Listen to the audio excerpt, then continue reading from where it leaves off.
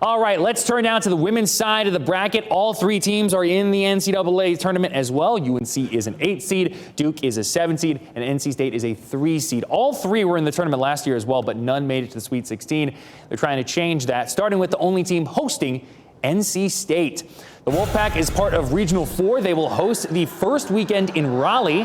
NC State will play 14 seed Chattanooga. The other game in Raleigh will be number 6 Tennessee versus number 11 Green Bay. No, not the football team. The Wolfpack finished number 2 in the regular season in the ACC and lost in the ACC Conference Championship game to Notre Dame.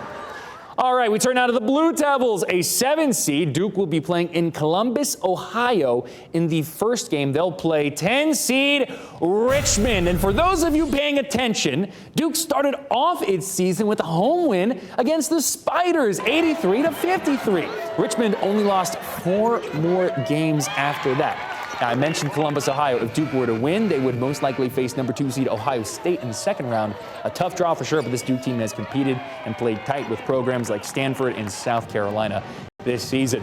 And last but not least, UNC. The Tar Heels are an 8 seed and will play 9 seed Michigan State in the first round in Columbia, South Carolina. We'll get to that. UNC finished the season 19-12 and were up and down at the end of the year. They won against rivals NC State and Duke, both in Carmichael Arena, but lost to Virginia Tech, a very good team, don't get me wrong, and Boston College, and were bounced in their first game of the ACC tournament against Miami. If UNC gets the win against Michigan State, they will almost certainly play undefeated and number 1 overall seed South Carolina in the round of 32.